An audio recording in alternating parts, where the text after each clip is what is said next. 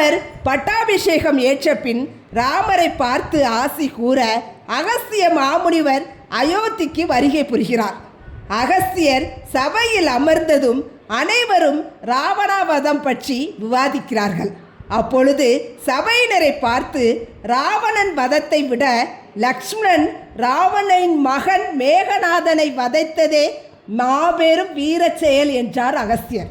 அதை கேட்டு அனைவரும் ஆச்சரியமாக அகஸ்தியரை பார்க்க ஸ்ரீராமர் ஏதும் அறியாதவர் போல, சுவாமி, எதை வைத்து அப்படி கூறினீர்கள்?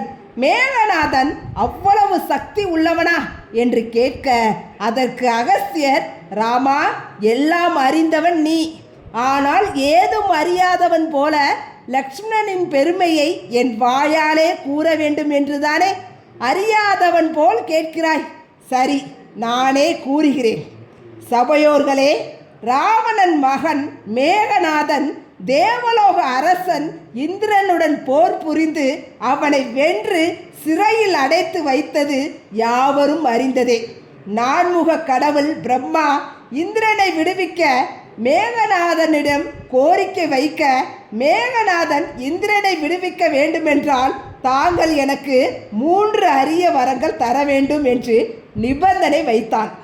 1, 14 ஆண்டுகள் உணவு உண்ணாதவனும், 2வது 14 ஆண்டுகள் ஒரு நொடி கூட உறங்காது இருப்பவனும், 3வது 14 ஆண்டுகள் எந்த ஒரு பெண் முகத்தையும் ஏறெடுத்து பார்க்காது இருப்பவன் எவனோ அவனால் மட்டுமே எனக்கு மரணம் நிகழ வேண்டும் என்று பிரம்மாவிடம் 3 வரங்களை பெற்று இந்திரனை விடுவித்தான். அதனால் மேகநாதனை இந்திரஜித் என்று அழைத்தனர். இப்படிப்பட்ட மேகநாதனை வதம் செய்த லக்ஷ்மணனுக்கே பெருமை சேரும் என்று கூறி முடித்தார்.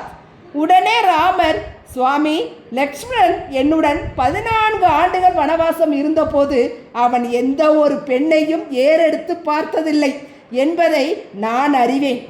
ஆனால் உணவும் உறக்கமும் இல்லாமல் எப்படி இருந்திருப்பான் என கேள்வி எழுப்ப அகஸ்தியர், அனைத்தும் அறிந்து வைத்து கொண்டே கேட்கிறாயே, சரி, சற்று பொறு, உன் கேள்விக்கான விடையை லக்ஷ்மணனிடமே கேட்டு தெரிந்து கொள்வோம் என்று கூறி லக்ஷ்மணனை அழைத்து வர ஏற்பாடு செய்துகிறார்கள்.